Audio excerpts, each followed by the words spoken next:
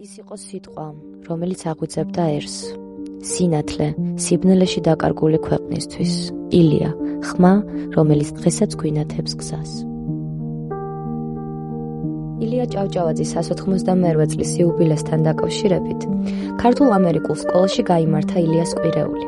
პროექტის ფარგლებში მეხუთე კლასის მოსწავლეები ესტუმრნენ ილია ჭავჭავაძის სახელობის საქართველოს ეროვნულ ბიბლიოთეკას, სივრცეს, სადაც იგრძნობა ილიას სული, ქართული სიტყვის ძალა და ეროვნული სულის სიდიადე.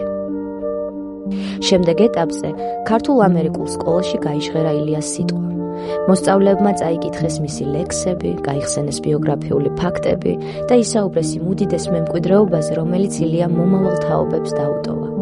ქართული ამერიკული სკოლა ამაყად აგრძელებს ეროვნული ფასეულობების პატივისცემისა და ცოდნის გავრცელების ტრადიციას. პროექტს ხელმძღვანელობდნენ ეკა ყიფიანი და თამარ ჭელიძე. პოეტი. მისთვის არ ვუმღერ, რომ ვიმღერო ვით ფრინველმა გარეგან. არა მარტო ტკბილ ხმებისთვის გამომგზავნა ქვეყნადცა. მე ცამნიშნავს და ერი მზრდის მიწიერი ზეციერსა, ღმერთთან მისთვის ვლაპარაკობ, რომ წავწვე წინა ერს.